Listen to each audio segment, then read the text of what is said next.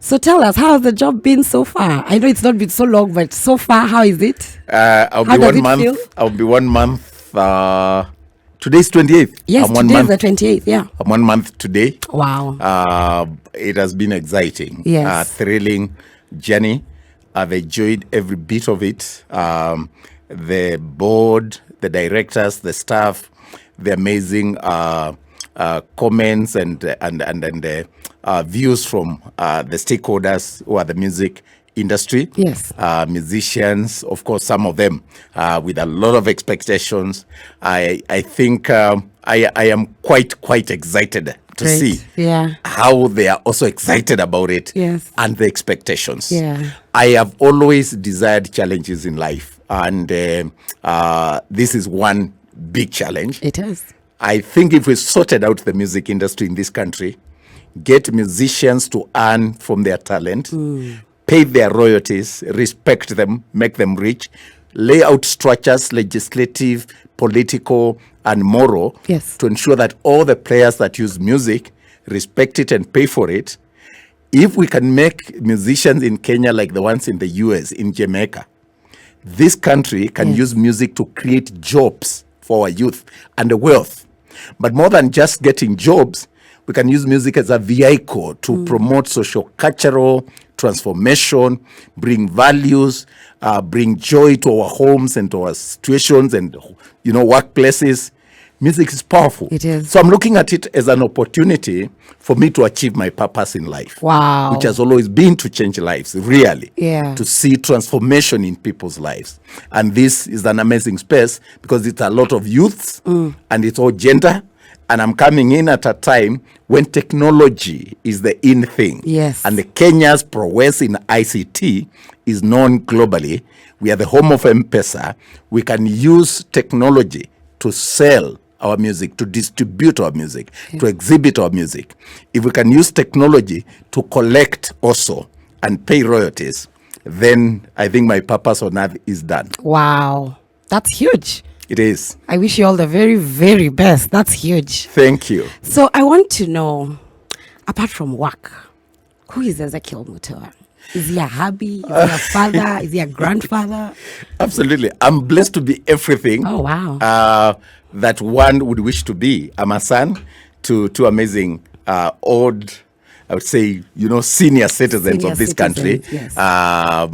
Joseph and Esther, both of them over 100 years What? and living, and so that's how blessed I am.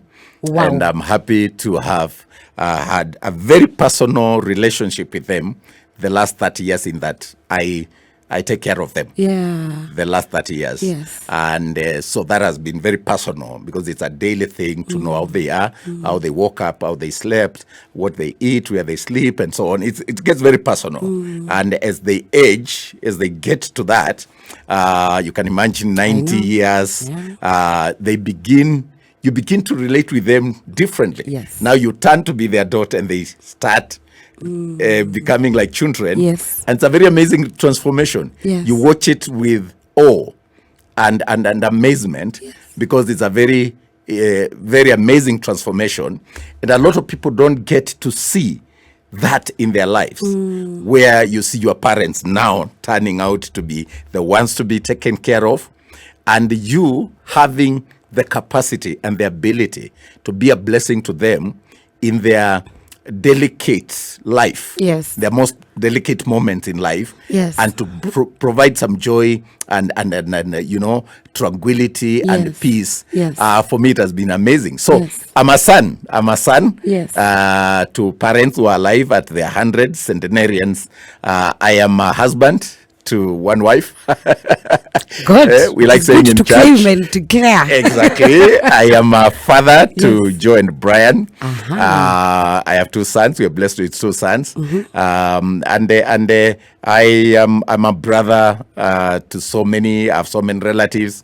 Yeah, I'm everything that one would want to wish. A complete human being, and I'm blessed to have all those circles of relationships around me. Yesterday we asked a question, and because you've talked about your parents and you take care of your parents and your long life, that's amazing. Yes. We asked a question yesterday, what is the one thing now that you're older that you never knew? Yes. What would it be for you?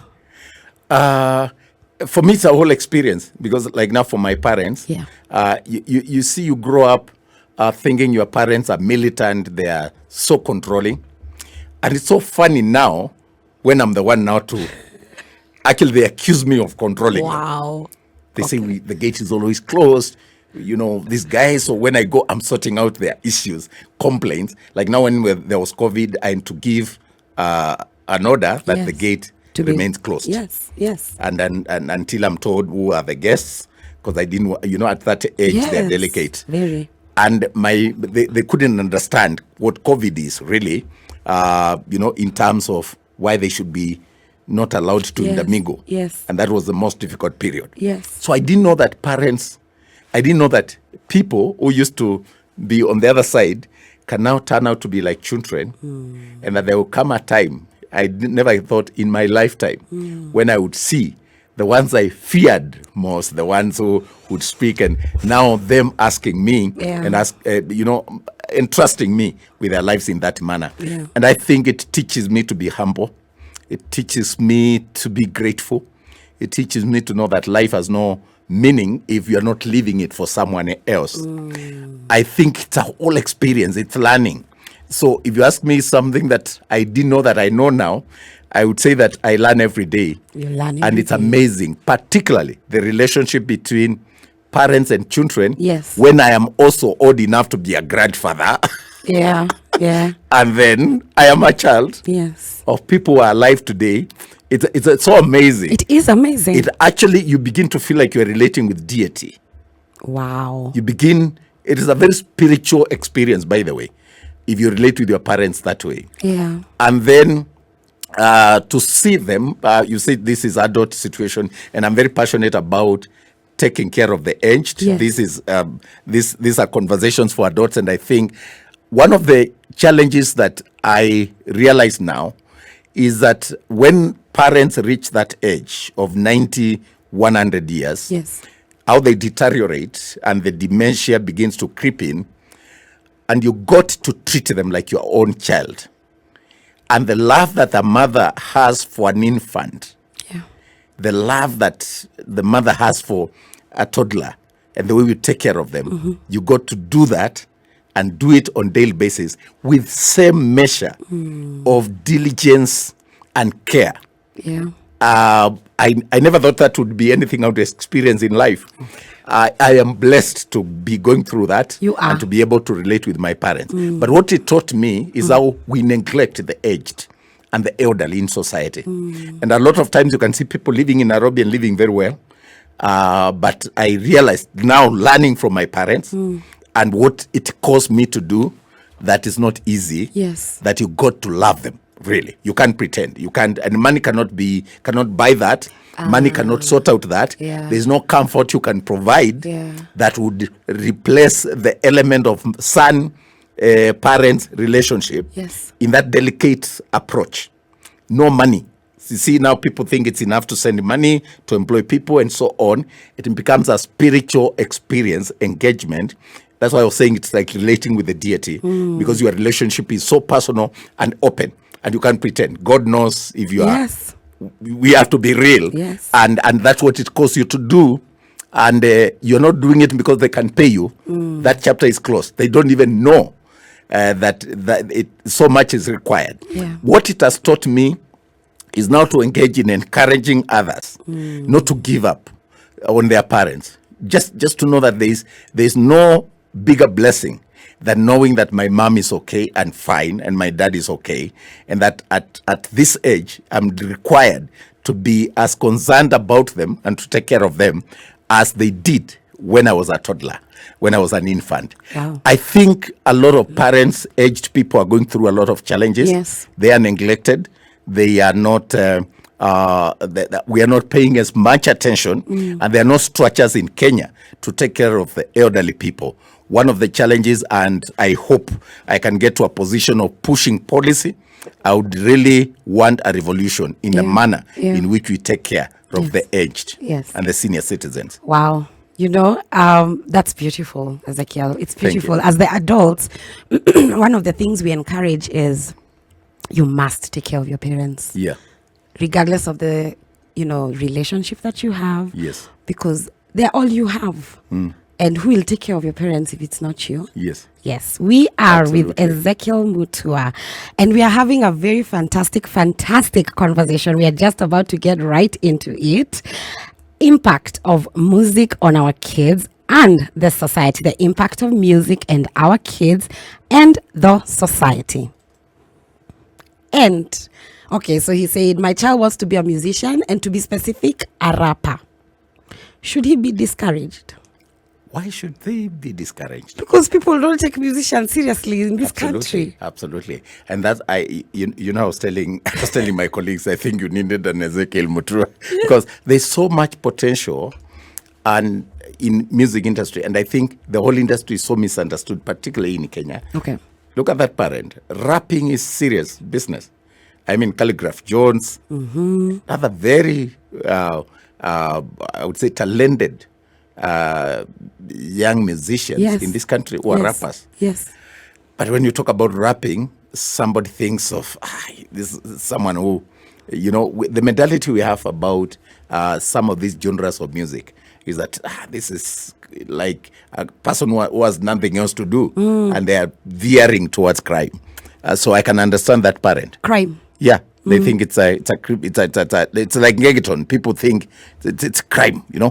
This one, is veering towards, and I think that's why I needed to be in this space. Yes. So that they can understand. A parent whose child wants to be a rapper, that rapping is not evil.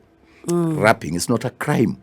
Rapping is a career. And it depends on how you rap, what you rap, and the message. Yes. It's a genre of music. You're communicating. You're passing a message.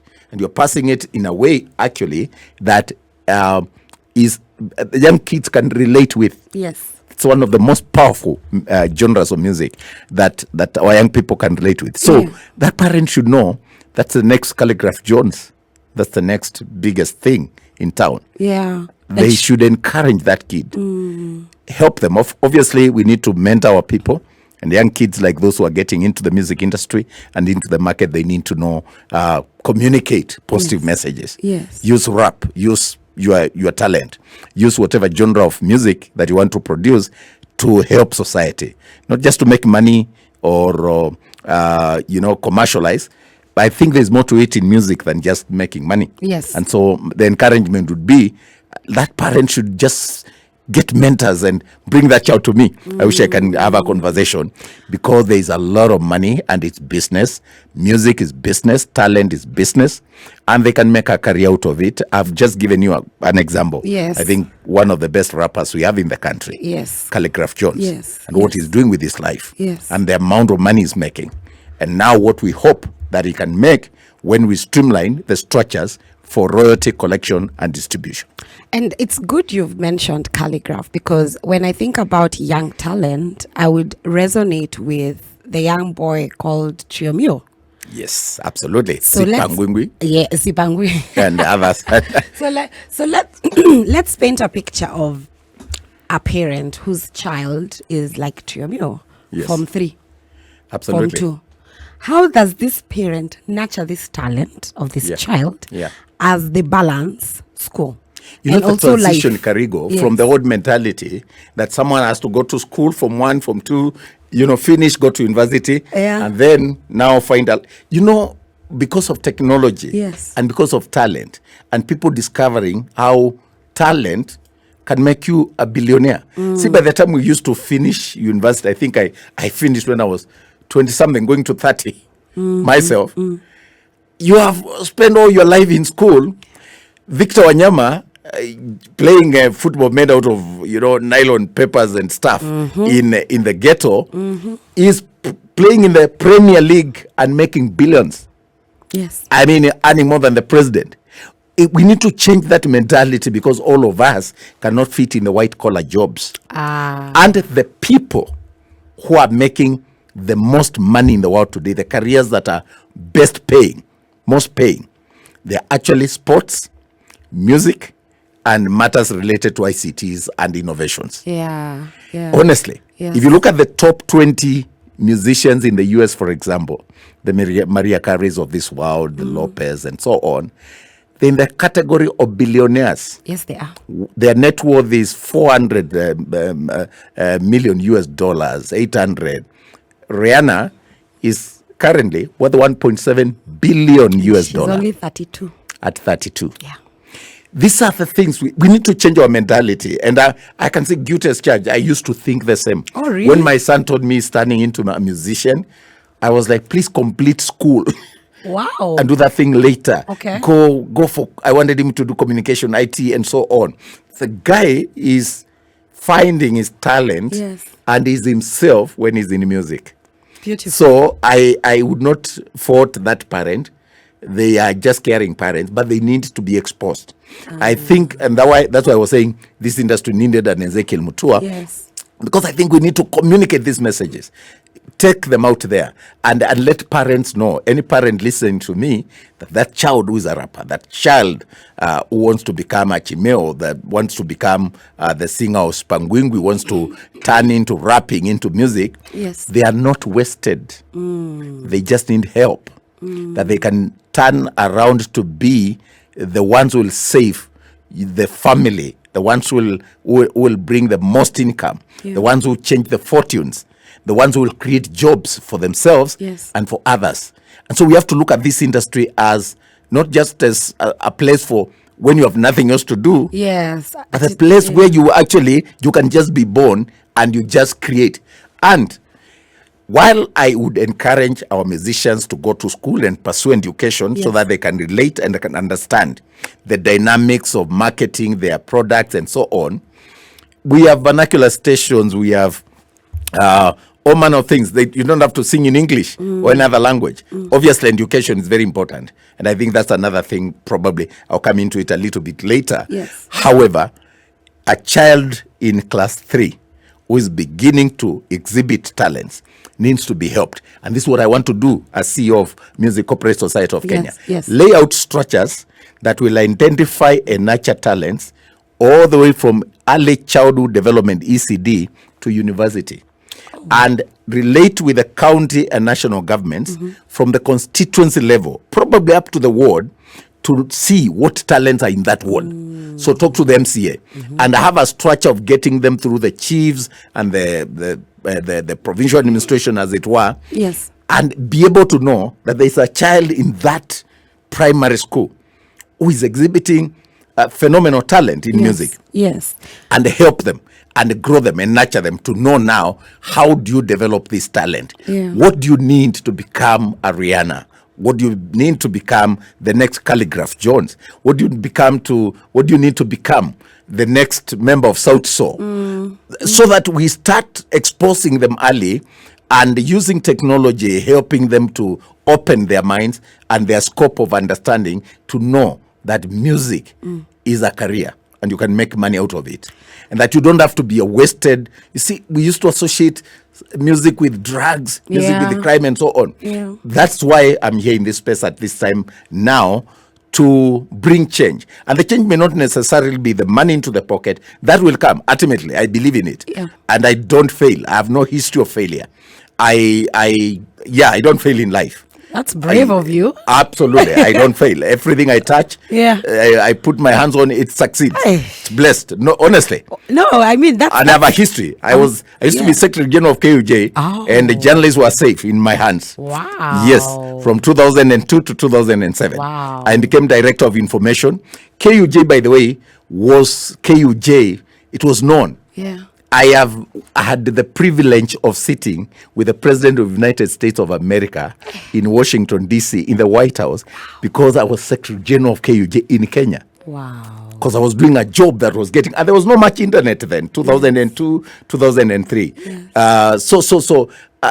Then I became Director of Information 2007, and KNA, I revived the structures of communication to the point where President Kibaki gave me the Moran of the Order of the Budding Spear for revolutionizing government communication, because there was no communication policy in government. There used to be PRO sent in the ministry, but relegated to the corner. You know, they were under HR or admin. They were not recognized.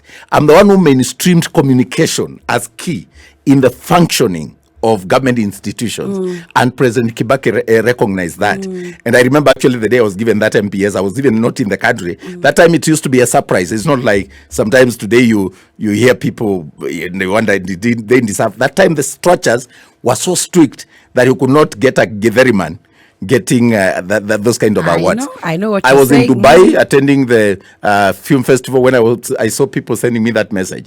But what I'm saying is the good job that I did as Director of Information, the good job I did as Secretary of Information, and the job I did recently when I served in Kenya Film Classification Board, I think I've no history of failure. I'm hoping that the same passion, and now I'm better off. I'm mature. I've learned a lot. I understand the industry better. I understand IT.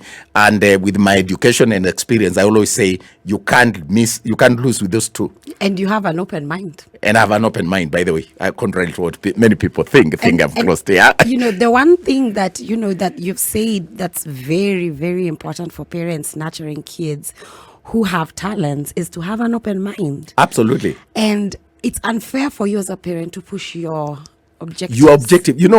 A lot of parents, and I said guilt is charged. Yes. And it's parents, good I understand that you. I felt like that. Yeah. I was so protective of my firstborn. I did everything to control him. I was a journalist, so I thought he should become a journalist or a lawyer. The careers I fancied and the ones I missed or the ones I thought I could join and I didn't, I wanted to impose that on my son. My firstborn. Yes. Thank God there is a difference of 10 years between my firstborn and the second one. So when the second one was coming to that age, I learned from my mistakes. But I look back with the benefit of the hindsight and feel this is the common parent in Kenya. Yes. And it's not even the common. I was educated. My wife, very educated. But we were making those mistakes of trying to prescribe for our son what we thought is the career that fitted him. Pushing it's your good to own advise, agenda. but you can't push your agenda and your ambitions and aspirations down the throats of the kids. Yes. They are wired differently. They are growing up in a different environment. They are exposed differently. And their pursuits and their visions are different. And I think we need to understand that and watch. Give them the exposure they need. Yes. Give them the education they need. Give them the parental guidance, but do not impose your ideals. I said guilt is charged. Yeah. I did it. I tried it. I failed miserably. And I'm glad I failed. Good. And my son followed his path. And how is he doing now? He's doing very well with himself. Good for him. I'm glad that he never listened to me. Yes. In terms of controlling the career I wanted him to become, because I think it would have really distracted his path in life. Yeah. And then, but I was feeling very bad that time. I thought he was defiant. I thought, no, why is he like this? I want my child to be like this. And now I came to realize, and I can advise a parent at 54. I think I'm old enough to advise. You are? Yes. You are. I'm the prime of life. You are. I can talk to many parents in their 30s who are growing With up in their authority. 20s with authority. Yes. Born out of experience, born out of mistakes, learning out of them. And particularly when it comes to this career where I am now in music, that this is a phenomenal world, a phenomenal career. And if your child is talented in music, please encourage them, inspire them. They will be the next big thing in town. Yes. So don't give up on them. I don't want them to become something else. Help them talk. Let's open conversations. I'm actually now when it comes to technology, encouraging something we're calling digital parenting, that we all have conversations even about technology so that we don't take it as kitu ya watoto ndio wako kwa Facebook, Instagram, and so on. And most parents are illiterate. Yeah. When it comes to technology. That's very so true. they buy their children iPhones, they will provide Wi-Fi, but they're not as keen on what is there. So parental guidance, so that the dangers that come with technology, the dark side of the internet, and so on. Let's have conversations, but let us not impose our wishes on them. You've mentioned two things. First, I want to clarify. Are we saying that in Kenya right now, we do not have any dedicated organizations or institutions that can nurture kids from a young age? Are they there? Do they exist? They're there, of course, the entire... Except the kawaida curriculum that we have Absolutely, in the school. entire CBC. Except that. Is geared towards... Is there anything else? There are many. There's even the Permanent Presidential Music Commission that's chaired by Dr. Otoyo. Okay. I think is the CEO. And there are many, many institutions that do that. Yes. However, I think the government, perfunctory government operations do not help much. I can confess. I've been in government for many years, and at the top level. And I think that our approach in pushing legislation is still encumbered by our own cultural encumbrances that also entail some primitive ways of thinking as government. Yes. Honestly speaking. Very, and I say very guilt is primitive. charged. Yes. Again. I agree. All right, all of us, Primitive if is we are to be there. honest and they think this is the time. Yeah. I think adult conversations should be honest. We Yes, should talk. yes. Otherwise, we are going to be covering things under. Yes. The way government functions, and I've worked in government for a long time, is very inhibitive. Most of the times, and that's why I was so blessed to work in President Kibaki's government, because he infused corporate sector mentality so that CEOs in state corporations you even did a service charter that would help you connect with the Wananchi, give a promise to Wananchi and timelines, and then you are given money to fulfill that promise. Yes. That came with President Kibaki. And this is the thing I'm saying. There are so many institutions, so many, from the Kenya School of Government to the Music, Presidential Music Commission, to the commissions that we have that have to deal with film and music and so on, that can help. Yes. And then, of course, like I've said, now we are trying a new curriculum. It's geared towards lens. I'm hoping actually that this CBC will become the game changer. We need to embrace it to the extent that it's practical, it's not just theory, and that you can identify and nurture those talents early in life and help our kids to find their purpose. And then you help them to grow in that area, being practical, not to learn theories. I don't care who discovered Mount Kilimanjaro. Thank you. It is not important for me to have my child being told that kind of theory. The first man, Livingstone, I don't know what he did. That history is okay, but I'll learn in life. What I need right now is how to operate this phone. Yes. It's how to fix these microphones. If there's power failure, it's how to change a bulb. Exactly, change a bulb. Fix some, be a plumber. And those are the skills, practical skills that we need to give to our children, not theory. I agree. There is no dignity in knowing the first president of the US, the first who killed Sangara, when Mobutu. It's okay to learn current affairs and history, but can we be practical, because life is practical, it's not historical? And can we get our kids to appreciate that fixing a bulb is more important than learning some formula, some theoretical thing that they will have to cram. I went for an interview not too long ago, I will not say where, and I was asked about the theories of management, and I said, Chiefs, guys, I'm sorry. I don't know. Any fool in the street could cram that. I know. I studied your challenges. Yeah. I dedicated myself over the last several weeks to understand the markets. Yeah. So that when I face you, I can tell you about your problem and how I can solve it. Not principles of management. I'm sorry, I will have. Wow. Yeah, and I refuse to answer those questions. In fact, I'm sorry, I dictated the interview. I dictated them. Was it live on TV or on no, it was the interview for a job. I told them, no, I didn't cram that. Wait, so it was a job interview? Not tell us about our mission and vision. I'm like, excuse me? Tell you about your what? It's on your website. What do you want me to come and cram it as a CEO? Okay. Wow. Okay.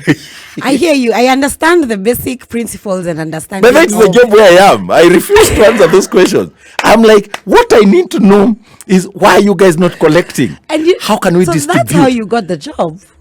I am surprised. That's how you got the job. That's how you got it. Somehow, I have tremendous respect for the board of MCSK because they could have dismissed me. They could have even had an attitude, or theater and an attitude, because I said, I honestly could have crammed that. And I was tempted to. And my conscience told me no. What MCSK needs is not the theories of management or HR. I will have an HR manager, I have a finance manager. Why would I go for an interview having crammed the whole night. And I told them, I'm sorry. At my age and the level of education, I didn't cram. I know management, and I thank God I've gone to school well and for a long time. Yes. But I gave them practical solutions. I told them, even from my PhD level, I'm trained to analyze, diagnose, do a diagnosis of an issue, a problem, and prescribe medicine specific and be as accurate as possible. So I told them that theory, anybody in the street can cram that. Yes. I came because I want to be practical, and I'm trying to be practical. Yeah. I have tremendous respect, because that is how you get dismissed in an interview, or you are scored 0 and when they aggregate, they find that guy was so arrogant. But you are being honest. Yes, but look at the respect I have for them and why. Yes. For me to behave like that and be called back and be told, I think we're interested in you. Yeah. I have tremendous respect for those guys, because that's what happened. Yeah. Sorry to disclose, but they didn't tell me it was classified. Of course, my PhD, my dissertation was on culture of secrecy, and I did how to declassify. So I am the authority in how to declassify secrets if they are not necessary. However, I have tremendous respect. But you see, that's the approach of CBC. Yes, that's the approach that we need to give to our children. Yes. That life is practical, and where your heart is going, if you feel some passion to fix a bulb, if you feel some passion to come to a studio like here and be, a show host or something, and because there's more to it than just asking the questions. Yes. The whole science and philosophy of conducting the business and ensuring that you connect. I liked the questions you sent me. Yes. People don't do that. You're welcome. They take it for granted. You're welcome. That you send me questions on time. I saw the poster on time. I am looking at it and saying, this is so professional. Yes. And then I'm looking at your demeanor and the questions you're asking, because I was like, is this explains? What do they call it at all? And then I had to go and watch some videos, and I was so happy that I found very serious conversations that are very practical. Yes. Life is practical. And I loved the way you guys do it here. This is the approach to life. Yes. And we need to tell our kids, be real. Yes, be real. Dr. EZEKIEL MUTUA, the CEO of MCSK, is with us. We are having a conversation on impact of music on our kids and the society. Tell a friend to tell a friend. 0719012600. Spice up your life. Spice. It is the top of the hour, 9 p.m. This is the Adults in the Room. The station is SpiceFM. My name is Karigo Gatere, and we are having a very beautiful conversation on the impact of music on our kids and the society with Dr. EZEKIEL MUTUA, the CEO of MCSK Kenya, and he just gave us a sneak peek of how he got his job. I thought I was being arrogant, No. But the challenge with people who have gone to school very well, they exhibit a lot of arrogance, and people don't understand. But I think I feel like if you want to display some arrogance, it's okay, but you better do it with your chest, and you better have a very good foundation, so that when people come picking you, you have an armor around you. I know. Whether it's education or titles, know. No. By the way, I learned it from President Kibaki. Oh, wow. He used to be very dismissive, quote and unquote. Yeah. I mean, you'd go to him with crap, and he would and he had a way of dismissing you.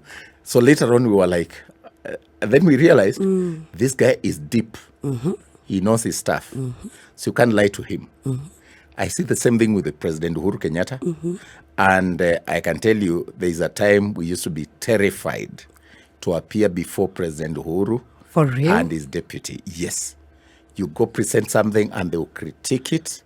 You leave there feeling so... And they are not apologetic. Yes. I mean, it's a job. It's a job. And so you would think they're arrogant. Yes. It's not arrogance. I've realized that people... and we need to be real, like I've said, and be able to communicate in a way that... we feel we are real, we are ourselves. Yes. That's the only way you can be comfortable. Even when you get a job, you know that, you gave it your best shot and you are real. So that your delivery also is based on practical strategies. Yes. Talking about communication. Yes. I experienced, during the COVID, when COVID began in 2020, Yes. we experienced a lot of cessation, a lot, and we were curfew. Hey, those days were hard for Yes. many of us. The lockdowns. Lockdown. Hey. Those days, I know. I would never want to go back there. And one thing Yes. that I experienced was I spent a lot of time with my nephews and my nieces. And my nephew is a teenager. One day in the middle of the night, I was on WhatsApp and I came across his WhatsApp story, and it was a video of a Gengeton song that was, for lack of a better word, there are some things I couldn't pronounce. Explicit. Very explicit. It was extremely explicit. Yeah. And because he just turned 13. I was very like, what is this? This is not music I would listen to myself. Absolutely. We sat him down with the mother and we asked him, where did you get this music from? Because this is not music that is played in your mother's house. When you're in my house, I don't play this music. And this is curfew times. We are home, we're on lockdown. Where did you get it from? And he said, I got it from my friend. And the thing that I have not been able to wrap around my mind is, how do parents collectively work together when their values are not the same? And that's a challenge because kids are a product of society. Even us as parents, Yes. journalists, we are all products of society. I have spent about 6 or so years talking about moral values and saying that nations rise or fall on the basis of their moral values. Yes. When you look at an instance like what you are citing, you would want to blame the parents. You'd want to blame the kids. You're wondering where they got it from. I blamed the parents Absolutely. a lot. Yes, and you'd be quick to do so. But I can tell you, every parent thinks they are the best parent until your kid comes out with something, and they Yes. will always surprise you. There are no experts in parenting. I think it's a God-given duty. You do your best and leave the rest to God. Yeah. But I do realize that we have not laid a proper moral foundation for our children. We glorify evil. We make it look like sex is what sells in music, in media. Violence, vulgarity, obscenity is what sells. Yes. And if it doesn't have some sex Or in some it, it won't nakedness. sell. Nakedness, some Yeah. nudity, Yes. some bad language. It won't sell. So you watch some of this music on TV and you are horrified. It's during the day. What messages are we sending to our kids? Because there's nothing left for imagination. This Yeah. musician is basically nude. Yeah. There's nothing left for imagination. And then you want to blame the musician or the station. Then you realize we have captured our musicians to think that way. Same way we have captured our politicians to think if you don't insult, if you're just normal and professional, they say when a dog bites a man, it's not news, but when a man bites a dog. So the news is what is bizarre. And our politicians learned it. So somebody will bang the table, they will insult, they will do dramatic, they will create drama and so on. And it's like, if there's no drama, Yeah. it won't sell. Yeah. Nobody will watch your news. And see, we have continued to perpetuate that wrong narrative.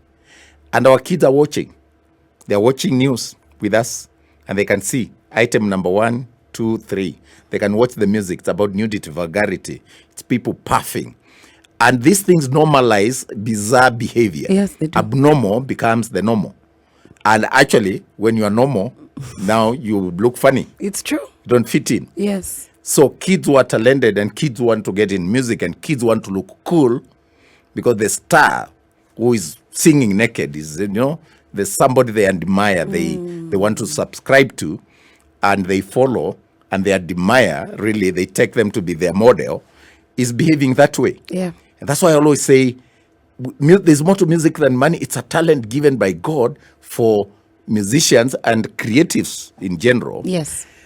To promote values in society by putting emphasis on the good behavior, praising good behavior, pushing for what is good in society, positive social values, honesty, integrity, hard work, resilience, teamwork, Yeah. those kind of things. But what do we see today? the catch of instant gratification. We think life success is instant coffee. And we show films.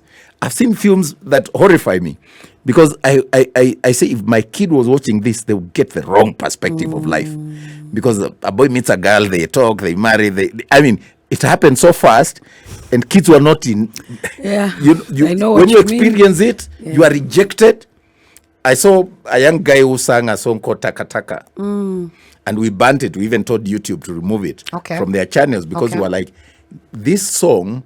This boy, when I sat with him in my office, he told me this is my story. How old is he? He was about, he was in his early 20s. Okay. But he was telling me, I used pesa ya mjengo to relate with this girl, and I would get 300 and, give it to her. It's a real story. Yeah. Then after some time, I've spent so much, and she has jilted me. Yeah. The song was very bad.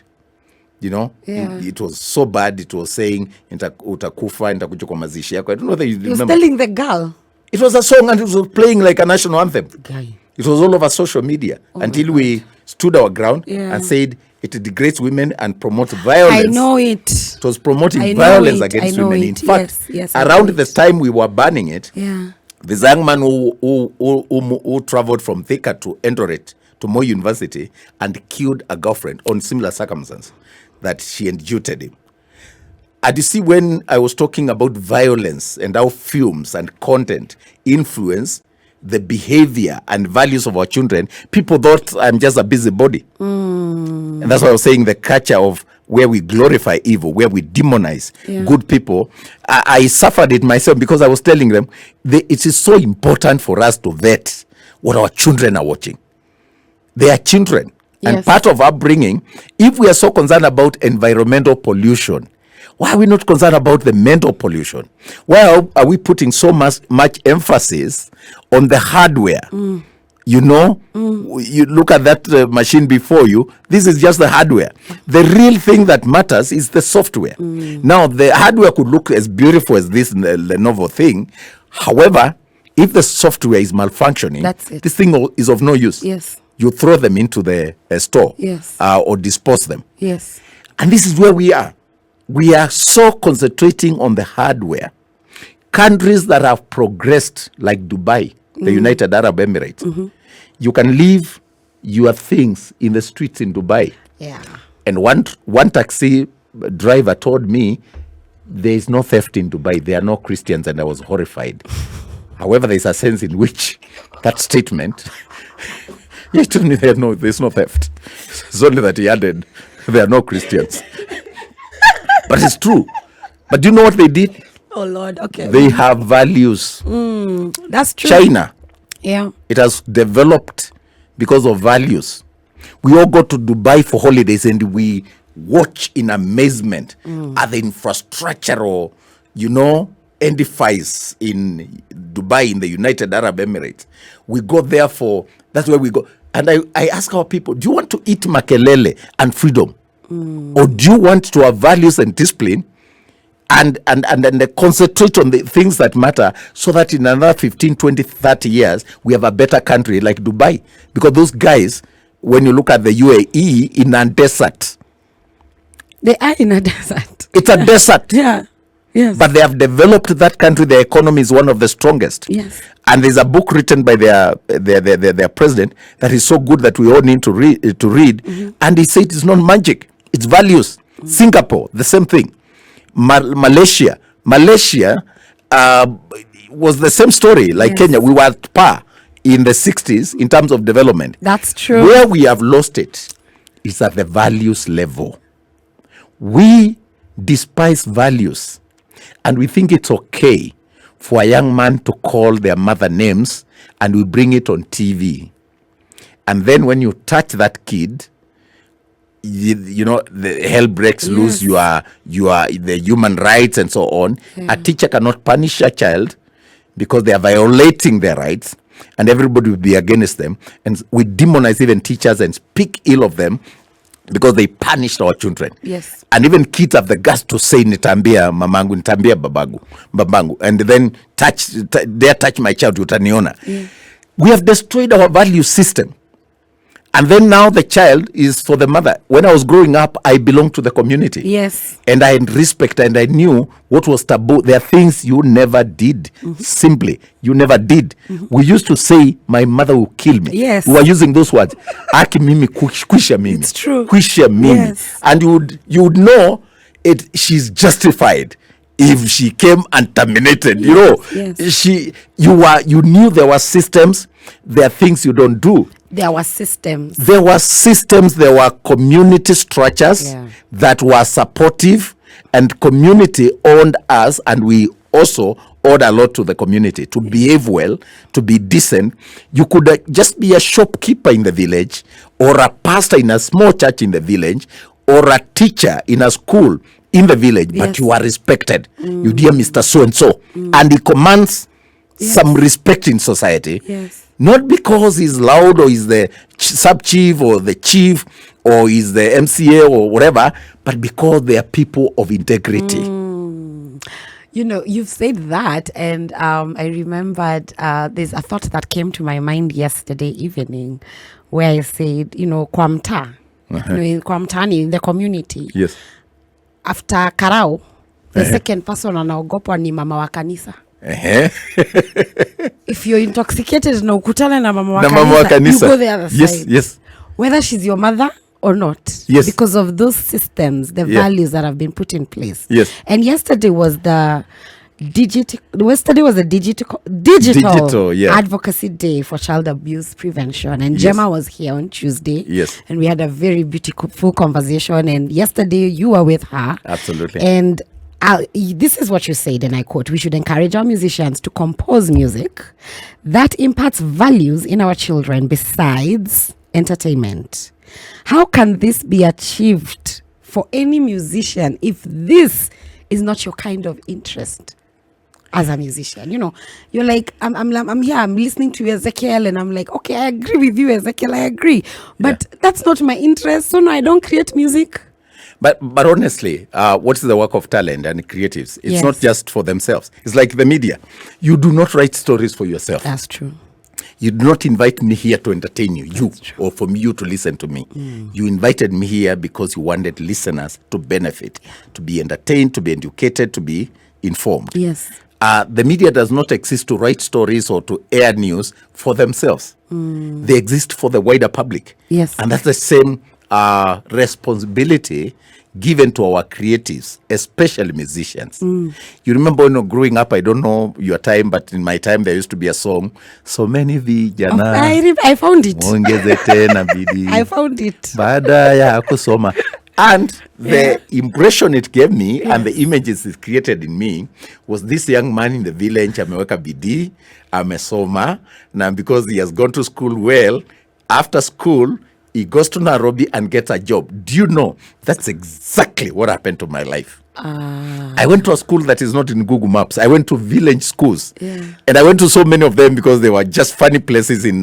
we never quite valued education. Okay. But when I got to KU for my first degree, I met a girl who had been to Kenya High School from 1 to from 6. Wow. And my wife today... Oh, so the girl you met is she your wife. Eventually, 25 years down the line. Wow, that's a beautiful story. But I look at it and I hope... So she exposed you. She gave you exposure. A lot. But the context of the a conversation... man can learn from a because woman. because my dear is listening.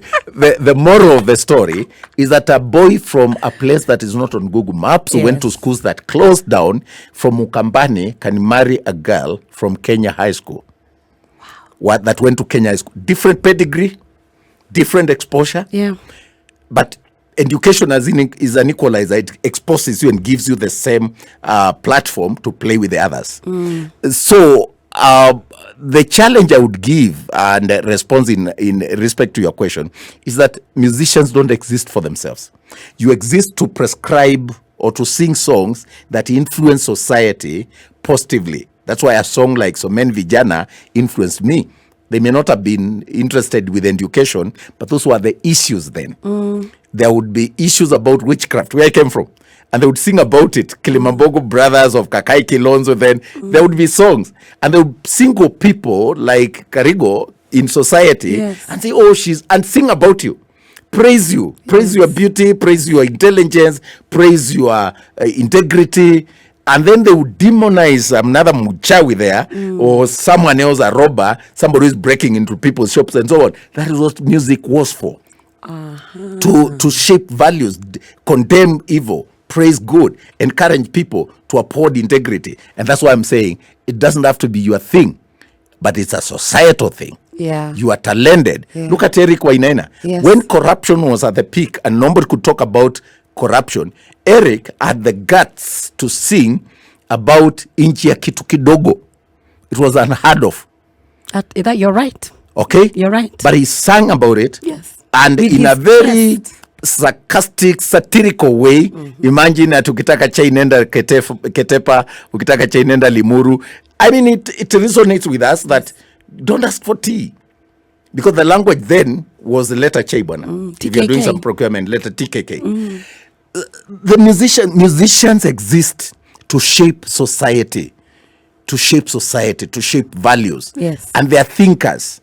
They are gifted. They may not have a PhD, but they are thinkers. They are talented, and they have a way of using words to communicate powerfully to society, Yeah. to communicate messages that give hope, that shape values. So everybody has a responsibility. Yes. So you can't say it's not your thing. You are Yeah. talented to not just entertain, but also to entertain with a purpose. Entertain with a purpose. Yes. I like that. Entertain with a purpose. I hope you're listening. Dr. EZEKIEL MUTUA, the impact of music on our kids and the society. We are the adults in the room. Hello, adults. Great guest today. Informative talk on parenting.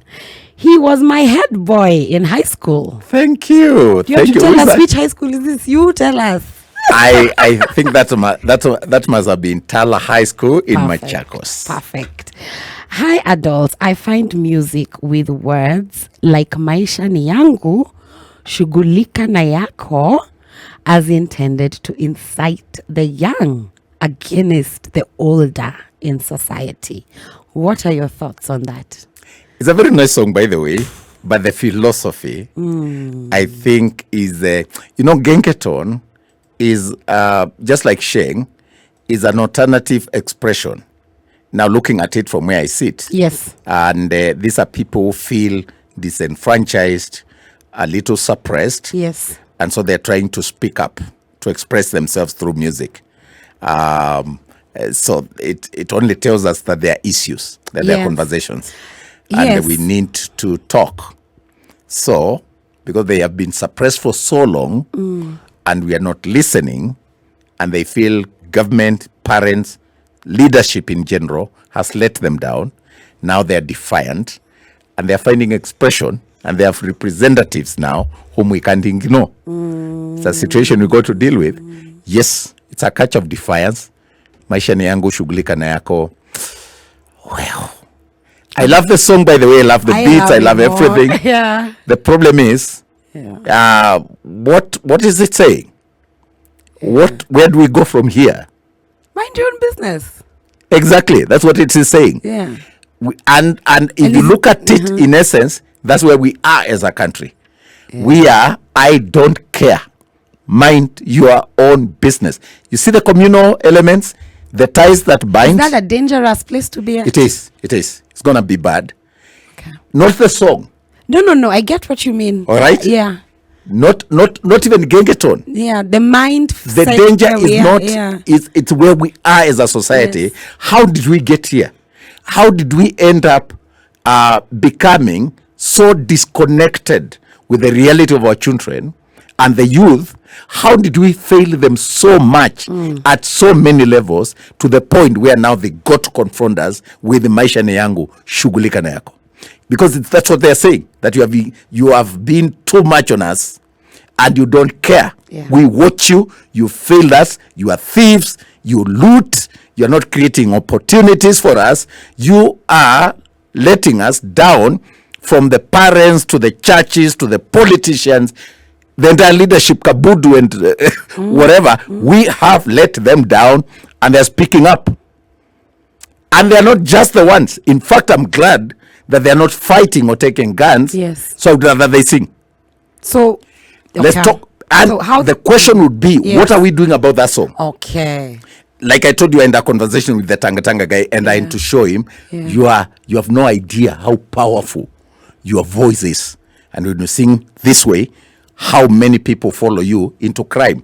And then, like I told you, when I talk about violence and people ignore it, that kids are what they consume. If you consume content that talks about violence and you expose children who are not able, who are not mature enough to internalize issues, you end up with what happened in Kiambu, where a boy picks up machetes and kills in wanton abandon the entire family. Yeah. Almost. So these guys are speaking about something. I'm so glad that this guy who did Maisha Ni Yangu has actually done it in a very civilized way. But it talks about mind your own business. We are fed up. Enough is enough. I don't care. Let me live my life. Whatever I become, whatever whatever will be. Yeah. All right? And I'm not laughing at And it's it's serious. not a laughing matter. It's not exactly. It would have been funny Yeah. if it was not as grievous. Yeah, it's scary. It's Sana, very Sana, scary. thank you. I'm so happy that someone of your It's caliber very says so, scary. because it should wake us up into the danger, the time bomb we are sitting on. And I'm so happy that a young boy, and I saw he did very well, he tried in school. I'm so happy that that boy, who is the age of my son, is waking us up to that reality. Because when I heard the song, I was actually horrified. I was like, aha, now they're speaking up and they're not holding back. And they're saying, leave me alone. And that generation is a generation So to watch out when for. actually we picked it, and politicians and senior ones at that picked it, and it was played at that level, I was like, at least we are resonating. Okay. Because the first thing is not to react with anger and confront them, is to say, this is who we are. This is where we are. Yeah. This is where we are. And there's also some beauty in enjoying our folly, and in the process thinking hard. Because by these senior politicians and people picking that song, they made us internalize the message. Yeah. So I give kudos to that boy. However, it speaks about a situation that should not be handled that way. And that cannot, the solution being prescribed cannot be lasting, because we got to go back to the basics. Yes. Where we embrace Ubuntu, like in South Africa, where you are because I am because we are, and that I cannot say, keep off, get out of my way, mind your own business, in a manner likely to say that I'm okay alone, because I'm not. Yes, you're not. And no one is okay alone. Yeah. We need each other. Yeah. So the message there should be, how did we get there? How can we quickly mitigate this situation before it gets out of hand? Because if we don't, it's only a matter of time. You know, when you're talking about musicians, you know, then I beg to ask you the question, how does a musician balance between authenticity and entertainment without having their music being cancelled? There's a lot of peer pressure for musicians to perform songs that are promoting that kind of message. Yeah. The gengeton culture. Why? Because they are speaking for a lot of people who cannot speak for themselves. Yes. Number one. Number two, people who are suppressed and who feel they don't have a voice, so they resonate with the gengeton culture, because it's a culture of speaking up and confronting authority, godly authority, parental, governmental. They are saying their issues here, and we had better talk. Okay, so that is one side of the story. The other side of the story is that media has glorified obscenity, vulgarity, and evil, including corruption and irresponsibility and lack of integrity, to the point that actually it is sex that sells, it's obscenity, it's nudity, and if music or content doesn't have that, then it will not sell. Who is the problem? Not the singer. We are the ones who buy that nudity. The consumers. Yes. So we have set up a market where we are saying, give us more explicit content, give us more. Oh. Because if there was no buyer, there would be nobody creating that kind of music. True. It will die on its own. Yeah. If somebody attempts just to send a message, it will die as quickly as it came. But If we are buying it and we are dancing to it and we are playing it, it has a market, and we are telling kids that's a market. It's the rules of demand and supply. Kenyans want more sex. Yes. Kenyans want more nudity. We are that pervasive as a society. Perversion is what would destroy it. But let me tell you, And with technology, it feels like it's getting Karigo, worse and worse. it is getting worse because we are imitating now cultures that are not ours, but they look cool. And the problem I have, and that's why we must have conversations about giving children safe spaces to grow up, to be children, to play, to make mistakes, but find support.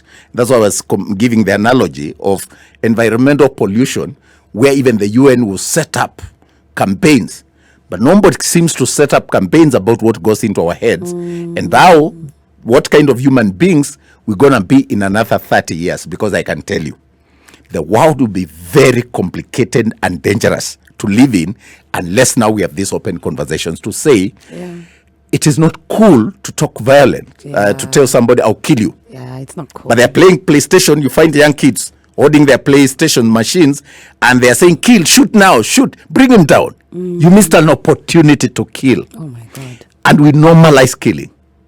We normalize degrading women. We normalize gender-based violence. The society will become more difficult to govern because we radicalize our children, and we are creating Al-Shabaab in our houses because of the content our children are consuming. And that's why I thank God I'm in this space, because we can create an army and the champions of morality, of good integrity, of values. I'm not talking about gospel. Yes. Gospel is good, but I'm talking about music with substance, where people research Yes. on issues affecting society. Musicians can research and take time and research and come up with a song that revolutionizes, that makes us think differently. Yeah. I was very amazed by a story I watched on TV. Yes. Can I confess it was on KTN, by the way? Yeah. We are the ones This that gentleman was saying he was on a suicidal mission. Yes. And he attended a crusade, I think somewhere in Western Kenya or somewhere. And he was on a suicidal mission, but he had people preaching. He attended day 1, day 2, day 3. On the final day of the crusade, Solomon Mkubwa took to the floor and sang the song Mungu wetu mwenye nguvu. And this guy says, that's where salvation came. That's when he came to his senses. Yeah. And that about Mungu wetu mwenye nguvu, Baba wa milele, it goes back to the basics. Someone to call Baba, and they are Baba to you. They mean well. They are your parents. They forgive, they care, they forgive, they embrace you like the prodigal son, the father. Yes. Solomon Mkubwa sang a song many years ago. It's not this guy. That song sorted me out in my situation. That one, akisema atakubariki, I remember myself at personal level, those songs, when I heard first akisema atakubariki by Jemima Thiongo, Yes. it had not come out. But I was in a restaurant called Rosters, and I think Pius Muiro used to have a church Yes, next. he did. And Yes, he did. I'd gone there to meditate. I was in the lowest moment in life. Yeah. And that's I was not contemplating That's suicide. a while back. Yes, it's quite a while. It's a while back. And I had this song. It was playing. Then in Arudiwa, she was like practicing. It was a new song. I don't think it had been released to the market. And I listened to that song. Akisema atakubariki, hakuna atakayezuia. I was facing a lot of opposition and terrible stories in the media. I was like, these guys have just killed my career out of malice and so on and so forth. I lost my job with the Nation Media Group. Wow. It was summary dismissal, and Apologies. I was in a very low moment, and my wife was not working. I heard the song akisema atakubariki hakuna atakayezuia. You have no idea what happened after that. You can't believe it. But I found my sense of life, Yes. my purpose, Yes. and got back and tried. Yes. And I can tell you miracle after miracle. My wife got a job with the UN. I got a scholarship to go to Cairo to study. And while there, Wow. I am head-handed to join a team that was appointed by President Moi to coach our president now, Uhuru Kenyatta, in 2002. No way. And I'm back in Kenya And I worked for Nation for 9 years. I could not afford a car. And now I could afford to buy 2. Wow. And my life changed ever since to date. Between my first degree and my master's, they're about 15 years. And that's a moment when I was going through all that, and I would see young guys who went to school after me, they have masters and they're going for their PhD. And I was like, what will I become? I had a song. I heard the song by Jemima Wadhiongo. Later on in life, I would hear the same song. Mungu wetu mwenye nguvu. This is what music can do. And it's not necessarily gospel. When I hear the song Mother, it shapes my values on how I relate with my mom. There's a song, a Kamba song called Mother. You need to listen to it. Please. Will you play it? One word after Mother. It's just called Mother. We shall see. It's a very beautiful song. It's amazing for a time like this. Mother, mother. Yeah. Mother ndikolwa nuwe. Then the question I would want to ask is this, Ezekiel, because, I've watched a couple of your interviews here and there, and it's alleged. Thank you. I'm happy to hear that from you. Wow. But I've been around for a while. I deserve to be called a legend. You make me sound like an ancestor. It is alleged that you said Gengeton is going to die and gospel music is going to thrive. But that's not true. So those were not your words. No. I saw that in your question. Yes. I didn't say Gengeton is going to die. Yeah. That time I was dealing with those 2 songs, Wamlambes, and I was dealing with Taka Taka. And I was like, yeah, it may sound cool and it may trend. Yes. But it's not what is trendy that lasts in the market. True. I was actually very caring and sympathetic with those kids. Yeah. Because I remember an event we went during the World Youth Day in Kwale, and we had several ministers. I think there were about 6 ministers. Yes. And very senior government officials. The U.S. ambassador was there and a lot of people. And it looked like everyone who took to the floor, until you said Wamlambes, Wamnyonyes, those kids would not resonate with you. And we are ministers. I was very happy that when C.S. Magoa took to the podium, he refused. And he said, Bwana Sifiwe. Not because we want to be religious, but I was like, why don't we have a conversation with these kids? These are beautiful. These are creatives. They're amazing. This thing that can catch fire like this and is like a goose fire. It's growing, and it is like a national anthem. These are such talented people. But you can't sing explicitly and sing those words because they mean what you hear. Yes, they do. Okay? Yes. There is nothing. They're explicit. Yes. That it cannot last because I can listen to this song with my mother in a mixed company. I know, and now more from where I sit, that music that would sell is music that you can play here now, play in the morning, play in the matatu, play in your home, play in the office. It widens the market. Okay. And I shudder to say, I couldn't say Wamlambes before my kids. Even now I'm saying it because it's past. Oh, 9 it's not p.m. yet watershed. I used to be there. At least you're here, so we yes, won't but I'm be... here, and it's a dot, I believe. But that's the context. I was saying, sing songs that my mother can play. So then again, I can listen with my children. Someone will ask, but isn't music? Absolutely, but you see, that's the culture. You see the statement you're making, Karigo? Yes. It says Wangari. What sounds okay. Wangari. Now, it's the culture of anything goes. And that's what we are promoting across society. The culture of anything goes. It's not good. That's why I gave you the example of Singapore, Malaysia, United Arab Emirates. China is now becoming the world economy, despite all the challenges of COVID and the populations they have, because of discipline in their moral values. Yeah. Those guys are so proud of even their language that they can come here, they know English, but we will have to interpret for them. So this is what I'm saying. Hello, Spice.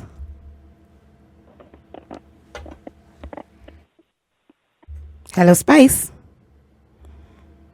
Okay, that caller has gone. Yeah, absolutely. That's what I'm saying. It may look cool to embrace the culture of anything. Yeah, and that's the thing. It looks cool. It always exactly, and that's why we are adults. That's why we are leaders. Yeah. You see, leadership is not about being popular. It's about doing what is right. History will judge you kindly if you stood against the popular culture, against what looked cool. if you knew it was not. That's why scholars go to school. You spend time to research so that you can reason out, and powerfully so, and devise strategies that would sell. Look, I was not the first CEO of KFCB. In fact, I was the third since it became a parastatal. But I think I've left a legacy at Kenya Film Classification Board that goes on. Yes, you have. Okay? Yeah. And it's not because I was popular. If I wanted to be popular, I wouldn't have created those conversations. Yes. They were not quite the trendy thing. In fact, I would really be trolled for them. But I chose to also show that trolling people cannot define who they are, and you can go against that culture. I don't care actually whether I trade or not. I developed a thick skin, and I was telling people, if you don't watch, kids will commit suicide because they were body shamed, they were maligned, they were bullied, and I wanted to show them people can talk about you. If it is not true, it does not affect you at all. There's a time I used to trade every day. There's a time I remember a young girl called Musenya wewe. Yes. And I like not shame on you. You know what Musenya did to me? Musenya decided to start something because she said, I don't know what I said, but Musenya decided. On Twitter. Yes, Musenya decided that cannot be a cow. It's such an embarrassment for the Kamba community. So we disown him. Let us sell him to the Kikuyus. Then Kikuyus, she's the someone creating. Kikuyus say, we have our own fool. I don't know who their fool was. We don't want him. Then let him be a Masai. You know, a Masai. And one of the people they were saying now, let him say that time, I think Olelengu and also similar. Yes. Image issues was being bullied of I don't know about what. Yes. So let him send him to the Masai. You know, imagine that kind of thing. Do you know I traded for 3 days? Wow. So how did you feel? Did you feel bad at one point? No. I mean, a lot of people. I mean, even our own president was to close his Twitter account. Yes. So I was looking, but this is what I'm saying. Yeah. That you don't have to do what is popular. Leadership is about doing what is right, and stand firm. That's why you are a leader. That's why you are a musician. That's why you are talented. You know, musicians must know they're not just entertainers. That element of just looking at yourself as an entertainer is a very loose, degrading term. Yes. You're not just an entertainer. Yes. You are an opinion shaper. Yes. You are an opinion leader. You say things and we obey. Yes. You do things and we respond to them because you communicate powerfully through the God-given power. Yes. So I developed a thick skin myself, and I decided I think there's a cause I'm championing. That this cause is to tell parents, take responsibility. Government cannot do it. Government cannot bring up your children. Let us have a conversation. And I was saying, let this conversation be the dinner table, in the podium, in the mosque, in the corporates. Let us talk about these issues because banning is not enough. Yes. I'm so happy today. Yesterday, I met a parent. She came to greet me in a restaurant and she was so excited. So I was like, I think I know you. She said, no, you don't know me. So I asked her, who are you? And I let me not mention her name, but she introduced herself so respectfully. And she told me, I've just come from Uganda. And there was a performance in an event I had attended, and I was with my daughter.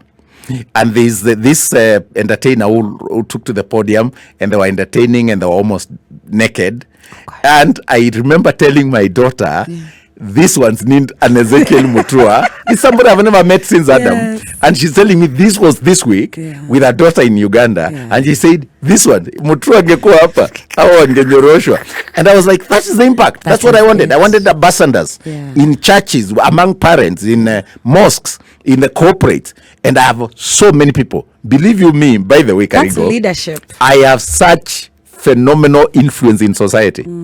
It's not that the people now, because of hate, the culture of who is it to succeed. You know, Kenyans are PhDs, pull him down, pull her down. So they specialize in that. So who is it to succeed? Who is it to lose a job and get another one? Who is it to do this? Who is it that? And sometimes you need to know that people don't define you. Yes. So even my own life and the trolls and attacks on social media, they actually strengthen me. They make me who I am, and I feel stronger.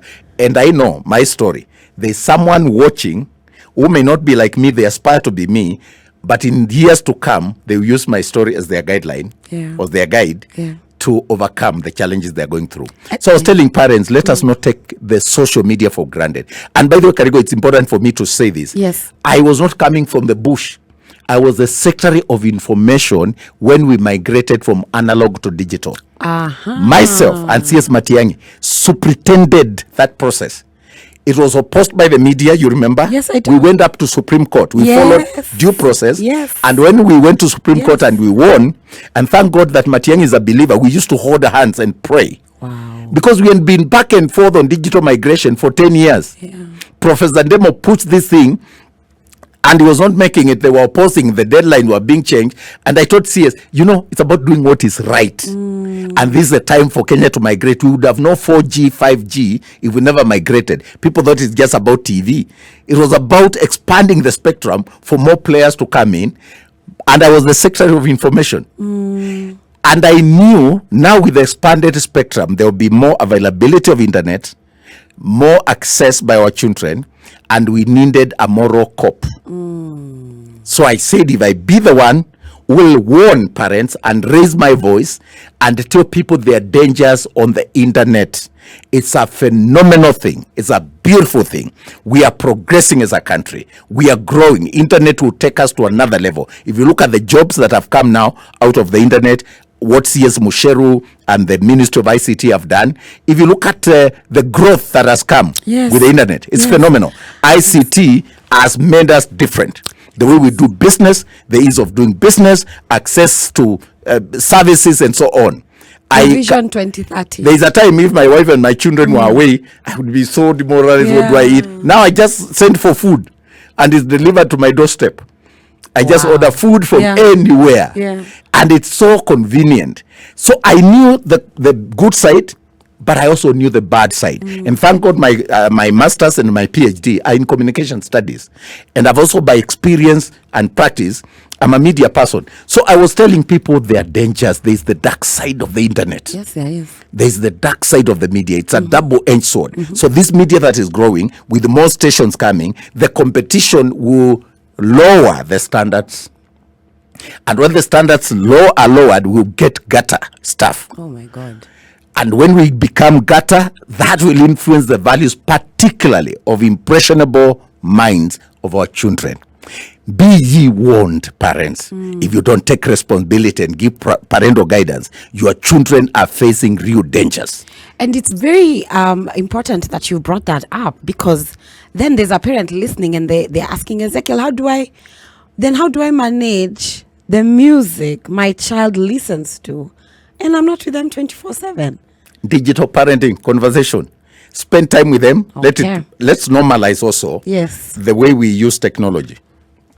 My children, for the longest, they have had phones, and we have not restricted them. What we have done is to create a conversation. Thank God, my wife is a career educationist. Okay.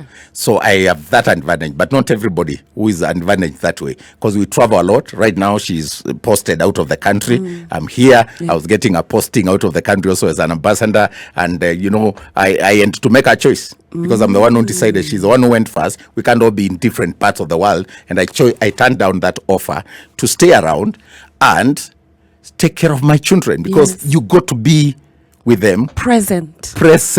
You can't parent by remote control. Sorry. So conversations about the internet, Yes. about what are you watching, what do you like on the internet, digital parenting, because a lot of parents are illiterate when it comes to technology, and they just pass it to their children and they don't guide them. So there are telltales signs that you can see, and you Give say us there's an a problem. example. No. I mean, have you gotten into a room and you find your kid, they close their laptop? Or they are on phone, they are with their phones, and they're in bed and so on. You can watch.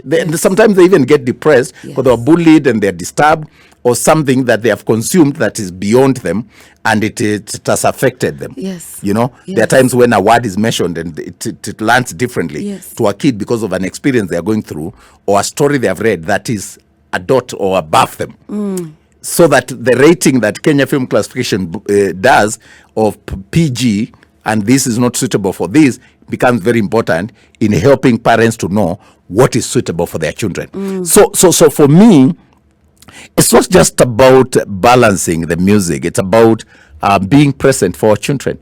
That's something very important. And making it a collective responsibility. That's it, because I asked my sister, she has a teenager, and I asked her, like, so now what do you do with music and Gracie, because you're not with her 24/7?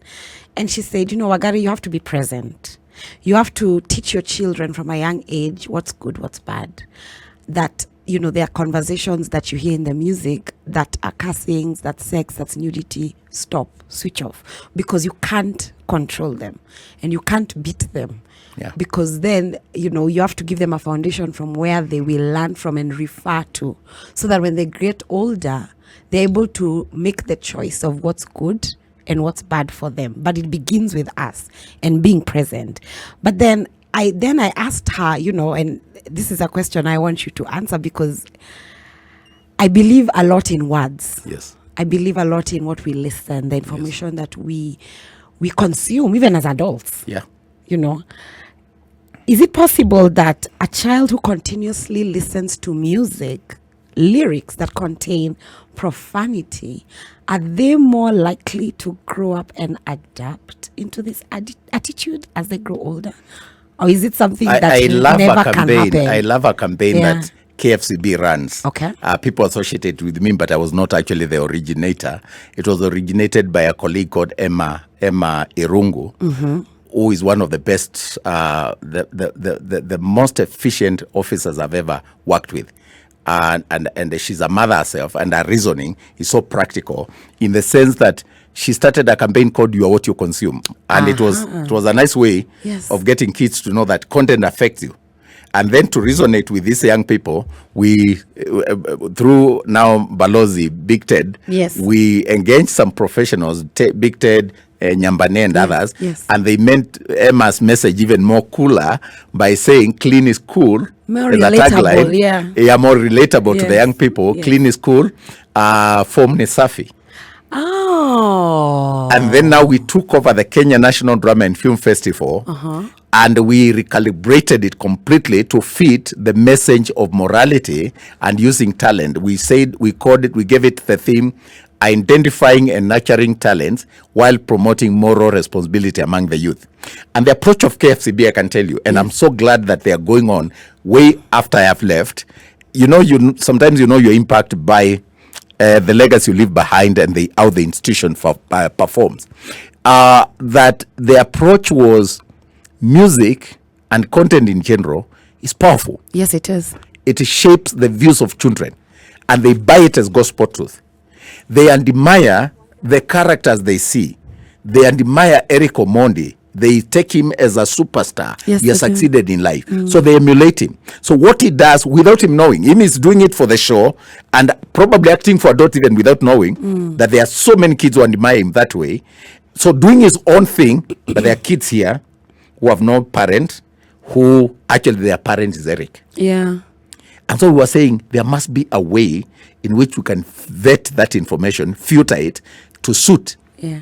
the child at their age. Yes. So the whole idea is let's make it a collective responsibility. Yes. Everybody, parents, media, Yes. society, Yes. play your role. Let's provide safety for our children. Let's prevent them from abuse. And abuse Yeah. can be the environment Yeah. that they're exposed to that destroys their moral perspectives. Thank you so much. We have a comment from Charisma Emma. He says, congratulations, Mr. EZEKIEL MUTUA, for sharing about having centenarian parents, the joy that comes with it, and being able to take good care of them at that advanced age. What a blessing to still have them around. Thank you. Thank you so much, Dr. EZEKIEL MUTUA, for gracing the adults in the room. That was a beautiful, beautiful conversation. It was my absolute I pleasure. hope to have you back soon, very, very soon. If you're this good, I'll come back. That's assured. My name is Karigo Gatere. Today we'll be talking about the impact of music on our kids and the society. I'll see you guys tomorrow.